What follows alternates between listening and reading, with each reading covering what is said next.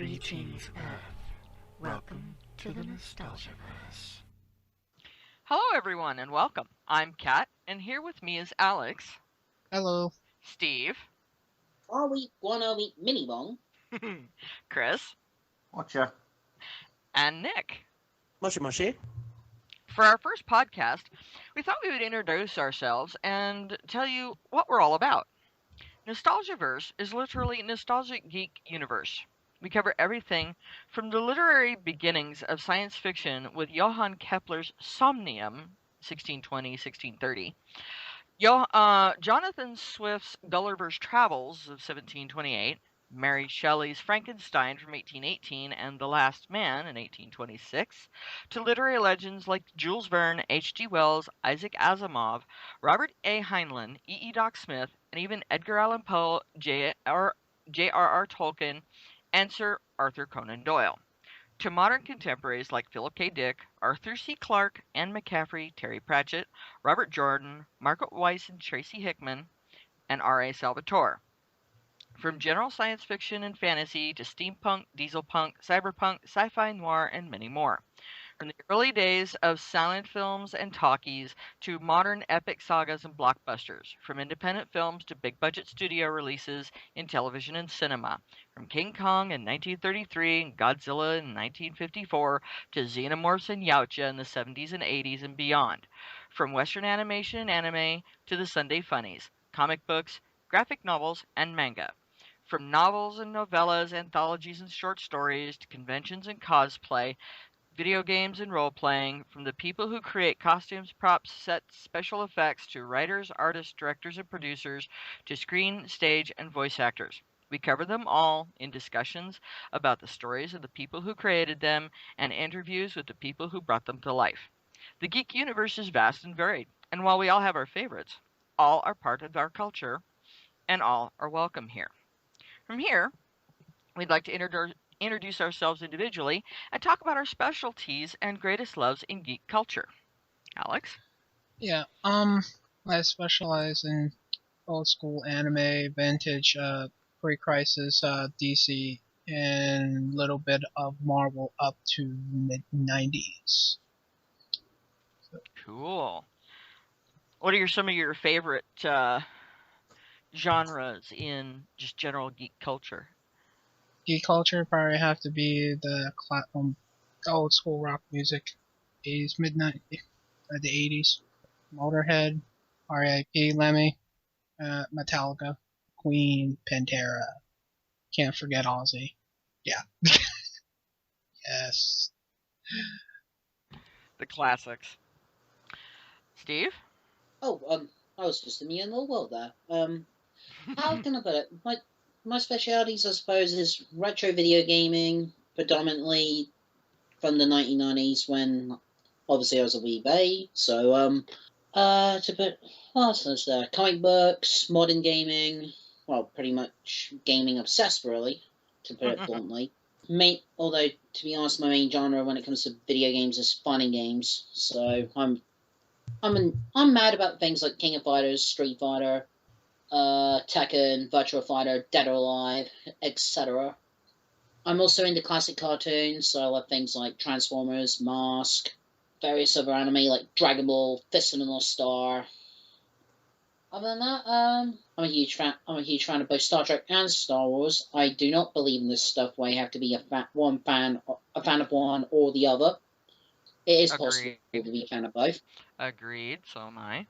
It's just Dad got me into Star Trek and I got into Star Wars when my junior school showed the Star Wars movies when we were doing a whole year on stuff to do with space. Very, very cool. Chris? Well, my general specialties, I'd say, would be things like, retro games and modern games, mostly when it comes to things like RPGs and platforming games. But I'm also very big into mecha, so like giant robots, vehicles and whatnot, but mostly when it comes to mecha anime, so things like all the way from back in the 60s when we had Tetsujin 28, better known to Americans as Gigantor. To the 70s with things like Mazinger Z, Get a Robo, to things like Gundam, and up to modern days, such as things like Armor Trooper Votoms, War Gundam, Evangelion, Ghost in the Shell, that sort of thing. Very, very cool. Very cool. Nick, we'll go ahead with you. I'm pretty much roughly the same as Steve, Chris, and Alex, but I do have a little bit more than them because I'm into pop culture for geeks right now. Japanese culture of geekdom as well, which covers shows like Kamen Rider and Super Sentai. Cool. But like one of the biggest things that I'm into right now is the geek culture board games and RPGs. Stuff like HeroClix and Dungeons and Dragons. Very cool. Very, very cool. Fair enough. Yeah. For me, my main thing is film, television, books, is books including independent releases, especially independent films. I'm sure some of our watchers on Facebook have seen my independent film spotlight, where I posted about 12 independent films, most of them recent, a couple of them a little bit older. I also am into classic and current sci-fi. I grew up watching things like Planet of the Apes and the original Day the Earth Stood Still and Time Machine and War of the Worlds, to things like the original Battlestar Galactica, Buck Rogers' 25th Century, classic Star Trek, Star Wars, Knight Rider, Airwolf, all kinds of stuff, to, things like, Babylon 5, Firefly, pretty much you name it. If it's, good sci-fi, I'm there. I am also big into classic cartoons, namely from the 60s, 70s, and 80s, which I grew up with, from Looney Tunes to Transformers, Thundercats, Gargoyles in the 90s, He-Man, Masters of the Universe, She-Ra, Dungeons and Dragons cartoon, just all kinds of stuff that I grew up with. I'm also into arcade games. I used to go to the old arcades and just stand there and listen, and I would be listening for those very distinct tones from the Black Knight 2000 pinball game. I would also play the X-Men fighting side-scroller. Oh, the one by Konami. Yeah, Yes. the arcade one. Yes. And Darkstalkers, Afterburner. There's a few that I would play. I'm also a tabletop gamer, mainly Dungeons and Dragons. Also, I've played BattleTech, some old White Wolf games, 2nd edition, Vampire and Werewolf mainly. Gamma World, 4th edition, which is one of the older editions from the early 90s. Let's see, I've played the Star Wars RPG when it first came out, Marvel Universe from way back. My brother's still got that. Yep. Rifts. I actually had a dog pack, Psyhound dog pack. Wow. Yeah. They were fun. If I could just say, Katt, Rifts was done by Palladium, wasn't it? Yes. Yeah, and I do have a couple of Palladium books. They're also books. the ones who did the Robotech RPG and the one I played, the Teenage Mutant Ninja Turtles RPG. Yep. We're quite a varied group here, as you can see. And we cover everything. I grew up watching everything from, like, the things that I mentioned. I even watched old Charlie Chaplin movies, the silent films from the late 18 or early 1900s. Oh, wow. Yeah, my top 3 favorites of his are actually A Dog's Life, Modern Times, and Gold Rush. Well, So yeah, I'm a very eclectic person in general. I'm also a 3rd generation book hound. That's why I have a library of 10 6-foot bookshelves. I think it's safe to say that we do have a good amount of, we're not just into the things that we've mentioned. Obviously, we have Yeah, other interests, but obviously we can't mention them all right exactly. here. Right now, otherwise, we'd be here all day. Exactly. Yeah, would be here, what? Yeah, it's 6 like I'm a hours, huge 7 hours? Masters of the Universe fan myself. Oh yeah. It's like probably amongst all of us, we could say that we've all seen the entirety of Doctor Who, for example. Yes. Yeah. All of us. Well, yes. top of me. British media, a lot of the things that I grew up watching and still watch is, from Red Dwarf to Doctor Who, Blake Seven, to some of the old British comedies. Are You Being Served? To the Manor Born, One Foot in the Grave, Hello, Hello. Yeah. A lot of that I grew up watching and still watch because I love them. They're great. Mm-hmm. Like I've got to watched- say here, Hmm? I've got to say here, there's one thing that nobody is mentioned that is part of geekdom that I quickly glanced over when I said pop culture. One of the things that I'm really into is Farscape. Oh, I love Farscape. Yeah, nothing wrong with Farscape. I've nearly got the entirety of the box sets. Farscape was awesome. I think they're out of print, aren't they? Yeah, Yeah. they are, but they've re-released the entire box set in Blu-ray along with the final 3-parter that they did, which was called Peacekeeper War. Peacekeeper War. I remember that. Yeah. And it's all been digitally remastered and that, and I wish I had the money to get it. I really do. Yeah, Farscape was awesome. There were some really, really awesome sci-fi shows that ended up sort of falling into obscurity or were canceled far, far too early. I could probably mention one right now that you might remember. Firefly? Sequest.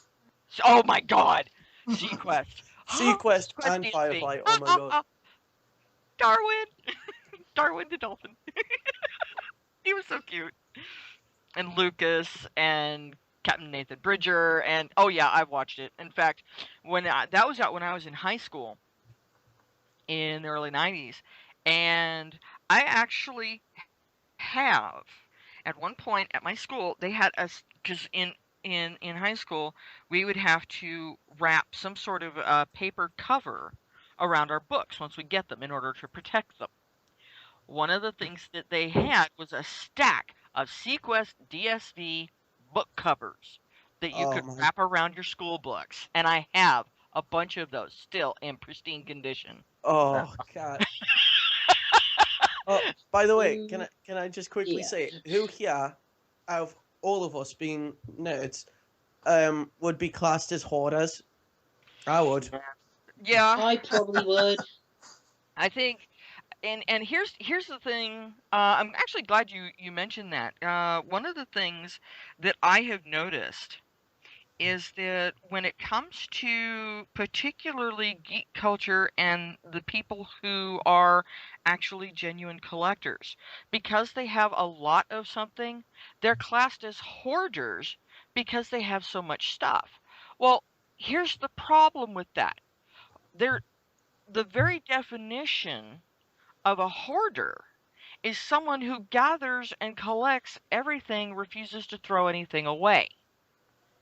Refuses to let go, cannot and will not let go of anything. Oh, I might need that. Oh, I'm going to use that, and they never do.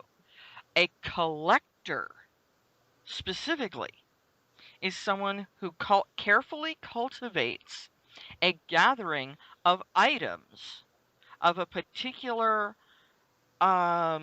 subject or genre, So and keeps it in good condition and takes care of it, puts it, has it on display, and uses it or plays with it or whatever. These are collectors, and the difference between a geek collector and a hoarder is the fact that geek collectors take care of their collections, whereas hoarders, it's like there's the occasional gold nugget amongst the garbage. And so people need to understand the distinction between the two. Like, for example, I'm not only a third generation book hound, I'm also an audiophile. and a movie collector. I have enough just in individual movies. I have enough movies to watch one every day for a year, no repeats, with a number of them left over. That does not include TV shows that I have on DVD and cartoons. You see, I Okay, think I'm the same for TV shows. yeah. And I have enough books to fill 10 6-foot bookshelves. And that doesn't include one that's nothing but gaming material, mostly Dungeons and Dragons, but other stuff too, vampire and werewolves and the Bestet and all of that. Also, I have probably enough comic books to fill a 6-foot bookshelf easily. So, and I have a lot of music, mostly in CD format, that I have hard copies of because I'm a consummate audiophile. I have very sensitive hearing. And music has been a huge part of my life, as much as Transformers has since 1984 when it first came out. So, which is why I celebrate my birthday on the 17th of September. That was when Transformers walked into my life and never left. So I have other collections too, because I also collect stuffed animals. I collect Transformers. I have a number of X-Men figures from the first movie. I have almost all of them. I don't have the alternate versions of some of the characters, and there's like 3 playsets I don't have. But all of the individual figures from the first and second wave from the first X-Men movie, I have those, and they're still in their packaging. Fair enough. Yeah, and I actually have a photo of them. I think I Katt's have gonna murder me. I've managed to get my hands on a classic Spider-Man figure that came with a classic comic book. Nice. Because the plastic was in a smoker's house, I had no option but to open it because it was just destroyed. The plastic was destroyed. Yeah, I can well imagine. There's no one if it's in and that's another thing too. Smoking in the house around your collection will damage it drastically. And this is case in point right here. What Nick is talking about is because I mean, look at the I've been in a smoker's house where the walls are yellow and they were originally white. The walls and ceiling are yellow. The curtains are yellowed and dingy, and the whole house smells like an ashtray. It smells like tobacco smoke. And and so you can well imagine smoking around your collection like that is going to do drastic damage to the packaging if it's in any packaging, and if it's loose, you've destroyed the piece. Yeah. Yeah. So very, very good point. Sometimes you have no choice in the matter if you get something, especially a vintage collectible that's been in a smoker's house and they don't think. Some smokers don't smoke inside because they know the damage it will do to the inside of the house and everything in it. So they don't smoke inside. I was going to say, I think it depends on ventilation as well. Yeah, it does. My older brother smokes, but he has stuff that's obviously, doesn't want to destroy or anything like that in that sort of way. Mm-hmm. So quite often, if he is smoking, if he's not smoking outside, he'll be near the window. Yeah, he makes sure that it goes outside so it doesn't damage the things that he's collected, the things that he cares about. Yeah. Which, like I said, there's a lot of smokers that do that. Unfortunately, there are a lot who don't. Yeah, sadly. And sadly. Thus the situation that Nick was in with his Spider-Man figure. Yeah. So yeah, it's you have to kind of be careful. You definitely do. It's the same for your comic collection as well. Oh yeah. Oh yeah. There are some people that are so much purist that they actually wear white cotton gloves. Yeah, now I would do that for older comics. They pick up the comic, they wear gloves when they read it, and then they seal it and never pick it up again, or they very rarely pull it out, and they always use gloves because the oils on your hand can actually damage the paper and age the paper. I mean, would there only is ever do that with Silver Age books. Right. there is that, but That's then for obvious reasons. it's like, you know, there's being protective of your stuff, and then there's being overprotective. Yes. It was like when I was checking the condition of my I mean, of a yeah, I got from the grab bag, which was my issue 37 of Sergeant Fury. Mhm. When Yeah. I took it out the bag to have a look at the nick, I washed my hands like 4 or 5 times first, dried them thoroughly, and then I looked at it. Yeah. Yeah. As you know, Yeah. generally, as long as your hands are really, really clean, you don't really have to go to the extreme of, using your gloves to handle something. I actually have a number of 1980s Transformers UK comics that were given to me by a friend. I actually found a box, it's perfect for it, wrapped it in contact paper, and the comic books themselves are in plastic inside the box, and it's the perfect size for it. Well, speaking about And that protects comics like that, my grand's friend normally buys me secondhand comics, and the other day, my jaw hit the ground with what she came in with. Uh-oh. She came in with near mint condition. Bear in mind, they're in Polly Pockets, Uh-huh. which I need to get them into proper comic covers.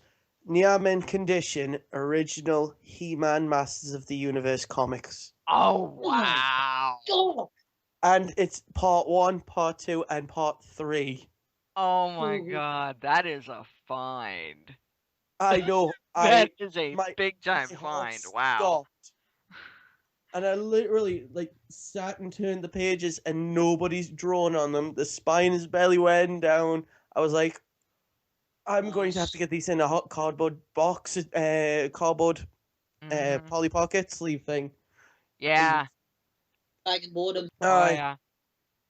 It's just unreal what she finds. Like, 6 months ago, she found a Wolverine Savage first issue one shot signed by either the inker or it's signed by one of the people that worked on the comic, Wow. and that was I only got for similar- £2. Wow. I got a similar story to that, Nick. I bought a copy of The Power of Shazam off eBay, Mhm. and I opened the book. Chris knows what's coming. I opened the book one day, and in it said to the previous owner of the book, and it was signed by Jerry Ordway. Oh, Oh God. my God. Wow. It's, Yeah, I it's managed to find a couple when I was at And the thing CyberCon was, it didn't 13. mention the signature anywhere in the eBay description. So I got Wow. a signed graphic novel for a tenner. Wow. I actually picked up a couple That's 10 British of pounds for those not know. Yeah, I picked up a couple of Transformers comics that were signed by several of the artists at CyberCon 13 a well, couple of years ago. So yeah, I know what that's like. It's like wow. Then again, well, from a grab bag, I got a issue of Bureau of Paranormal Investigation and Defense that was signed by Mike Manola, Wow. Very cool. and that was in the grab bag, with COA and everything. It was apparently done at Dragon Con. Nice. wow. So Nice. You can Yeah. find some random gems being a geek. Oh yeah. Some people will go somebody tried throwing out actually no, one of my mates who was a brilliant man at the time. Steve, you're gonna love this. For my birthday, because he couldn't get us anything, gave me volume 1 through to the end of the original Guyver VHS anime. Wow. Nice. I've got the And- live action movies somewhere. Yeah. And that was for my birthday because he couldn't think of something to get us, and I was like, dude, that was just amazing. Yeah. Yeah. Oh yeah. We all have, because of our love for geek culture, we all have those special little gems that, the things that are closest to our hearts that we have collected over the years. And among those collections are those special little gems that mean that much more to us. And not just because they're signed or not just because they're rare or hard to find, but because of just how awesome they are. Some of the older comic book art is just gorgeous. One of the True. pieces in my comic book collection is from Image Comics. There's a Good Lord. series called Shaman's Tears. I have 1 through 12 and issue 0 of the whole set. That's like me recently with, because I'm not a big, well, I am a big comic book fan, but I'm not I'm a purist Marvel. I love the pure Marvel core stuff. Yeah. But recently, the artwork in Spider-Gwen, Mm-hmm. oh my god, it literally dragged me to the comic just because of how good the artwork is. Mm-hmm. Mm-hmm. Oh, yeah. Another classic that I have is almost the entirety of Excalibur, Ah. if not the whole thing, the original Excalibur series Wow. of comics. Yeah, a whole stack. It's really cool. I've got, if any of you remember, back in the early mid-90s, Marvel did the Age of Apocalypse. I have Yeah. all of it. Yeah. I've got the Got the first whole trade thing. paperback. Yeah, I have the whole thing. I also have a number of the foil editions where it's all 4 books all in one, and it's the gold cover. Yeah. And a lot of those are direct editions. Wow. Yeah. Yeah, that's first run. I have Yeah, a Transformers art book that's a Mhm. direct edition. I My mean, I got the entire run of Batman Eternal in direct edition. yeah. Same It's- for the not the current run, but the last one of Deadpool. I've got all first prints of. Yeah. And the recent Punisher, I've got all first prints of as well. Yeah. Yeah. So, as people who are big into the geek culture, that's one of the reasons we came together to do Nostalgiaverse. Yeah. Is because of our love of geek culture and the specialties that we are individually into. While they do overlap, there are things that maybe Nick is into that I may not be so much into, but it's all part of the geek culture. Exactly. We're Or all so, different. yeah, we're all very, very different. And like I'm big into music, and music, shockingly enough, is a big part of geek culture. Yep. I mean, there is not a single film, cartoon, TV show, any video media, video games, they all have music in them. I love game music. There's a reason for that. The music Especially the itself old beats and becomes a boom stuff. character. Yeah, the music itself becomes a character in the video. So, I mean, it's every aspect of geek culture between the 5 of us. We try to cover it all. And while we can't, each of us does, between all of us, we may not have specialties in everything, but we can at least touch on and research and bring some of that to you guys as our listeners. Yeah. Things that are going on in geek culture, like the whole hullabaloo around cosplay and the good things and the issues that surround cosplay nowadays versus when it started way back in the day and when I first got into it in the 90s,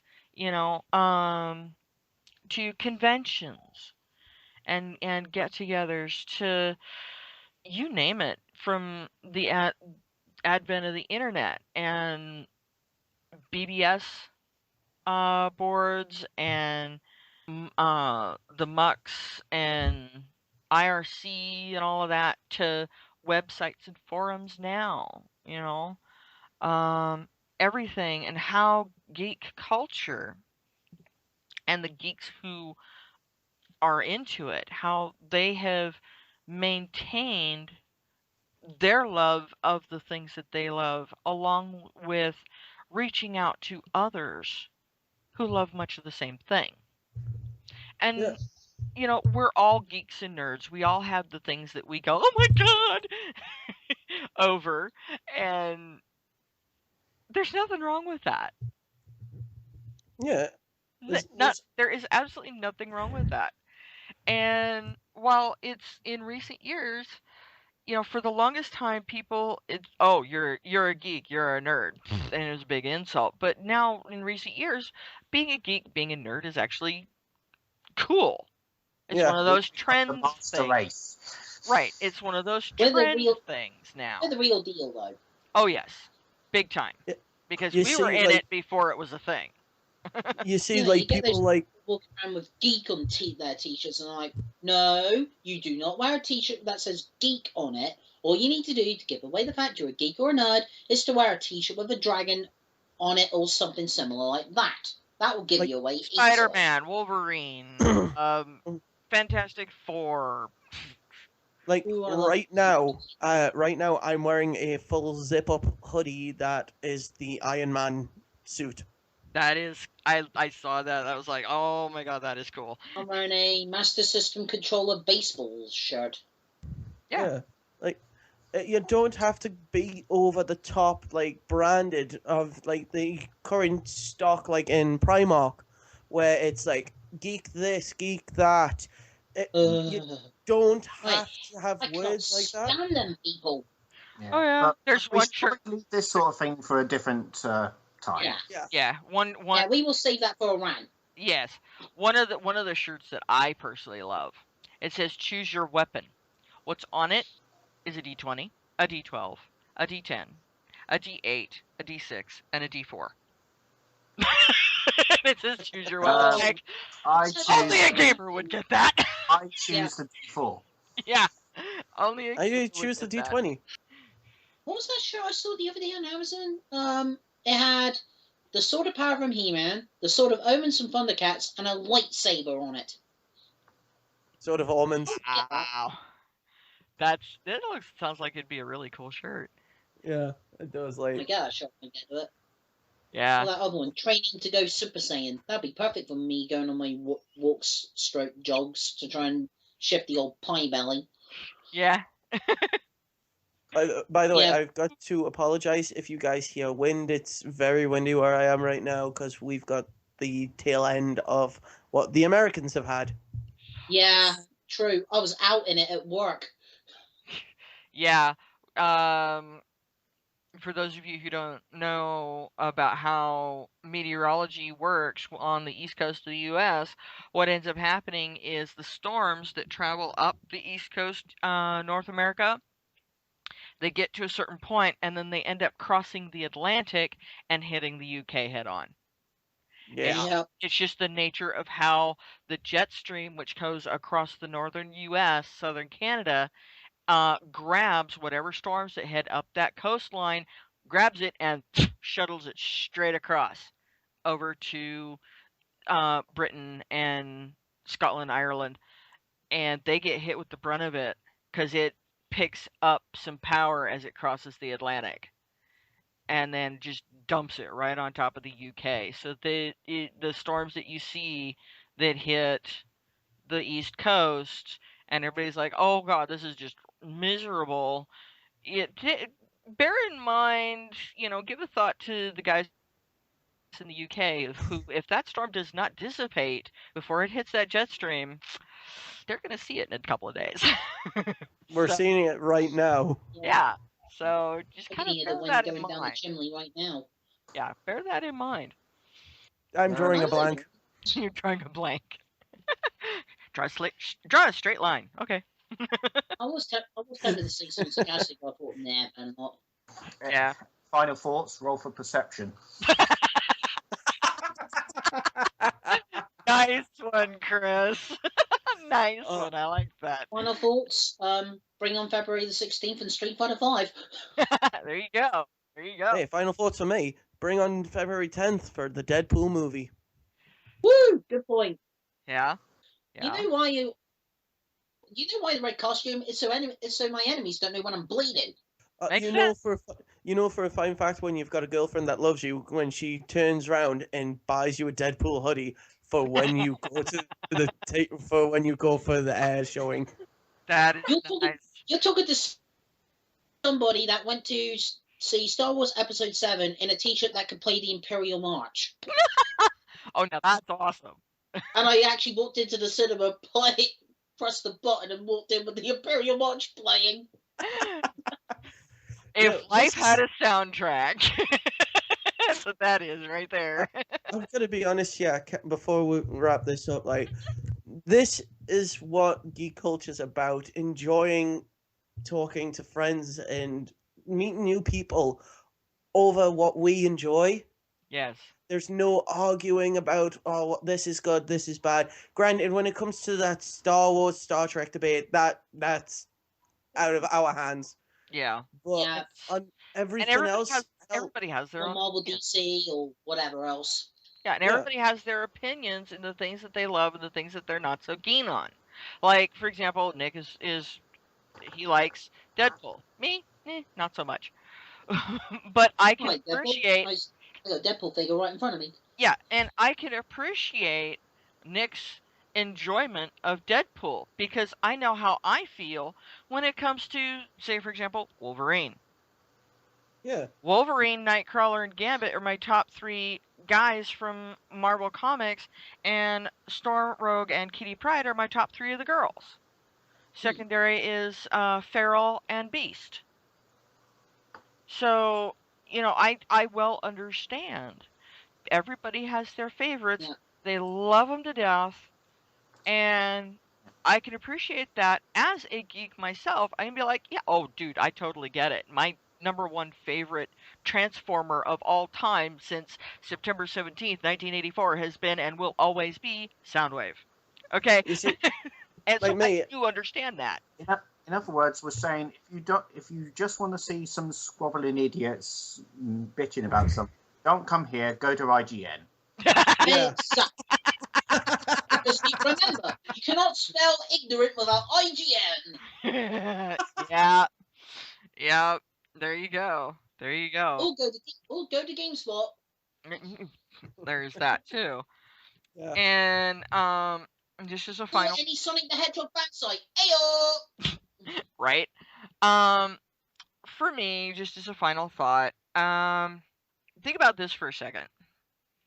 In our culture, in modern society, it seems to be perfectly acceptable to have memorabilia and things with the logos of a sports team all over our house, to know the stats of every player and the history of their favorite team, and go into depth on the skills and abilities of each player and where they're best at, and the mistakes that the team is making and all of this. And it's perfectly acceptable, even encouraged, when it comes to sports teams. Geeks are basically exactly the same as those sports fans, Mm-hmm. but with comic books, science fiction movies, films, TV shows, video games. It's just they're fictional characters as opposed to real people. Yeah. But there is no difference here. Yeah, for example, the sports fans that are going around in their football shirts, they're actually cosplaying. Yeah. Essentially, yeah. When they're, like, for example, where I live, the Seattle Seahawks, you get somebody walking around in a Russell Wilson jersey.